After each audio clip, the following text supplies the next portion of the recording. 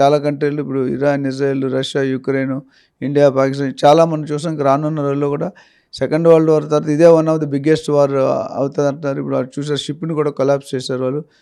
మన ఇరాన్ దేన్ని ఇప్పుడు ఇరాన్ కూడా ఏం చేశారంటే ఆ ట్రావెల్ రూట్లో ఏదైతే ఉందో దాదాపు ఆల్మోస్ట్ మేజర్ యూఎస్ కానీ ఇజ్రాయెల్ కానీ రిలేటెడ్ కంటే ఎవరైతే వాళ్ళకి మద్దతు ఇస్తున్నారో ఇరాన్ దాని మీద స్ట్రిక్ట్గా ఉంటుంది. అదేవిధంగా ఇరాన్కి ఎవరైతే మద్దతు ఇస్తున్నారో వాళ్ళకి రిలీఫ్ ఉంటుంది. ఇంక్లూడింగ్ ఇండియా కూడా న్యూట్రల్గా ఉంది, అటు లేదు ఇటు లేదు. సో వాళ్ళ పని వాళ్ళు చేసిపోతున్నారు. ఓవరాల్గా చూస్తుంటే గోల్డ్, సిల్వరు, స్టాక్ మార్కెట్ అనేది ఒక సపరేట్ సెగ్మెంట్. అదే పెట్రోల్ కానీ నిజంగా స్కేర్సిటీ వస్తే మాత్రం చాలా ఇబ్బందులు పడతాం. మన రేట్లు పెడితే మనకి యాజ్ ఆఫ్ నౌ 25-26 డేస్ అనేది నిలవ ఉంది మనకి. ఈ లోపల యుద్ధం అనేది కొద్దిగా మారి ఆల్రెడీ కొద్దిగా స్లో అయింది. స్లో అయినప్పుడు స్టెబిలైజ్ అవుతుంది.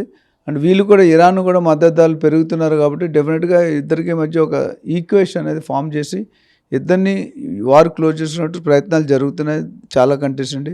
అది మనం ఆగి వేచి ఉండాలి. కొంతసేపు వెయిట్ చేస్తే కొన్ని రోజుల్లో డెఫినెట్గా ఆ ప్లాన్ అనేది సర్దుకుంటుంది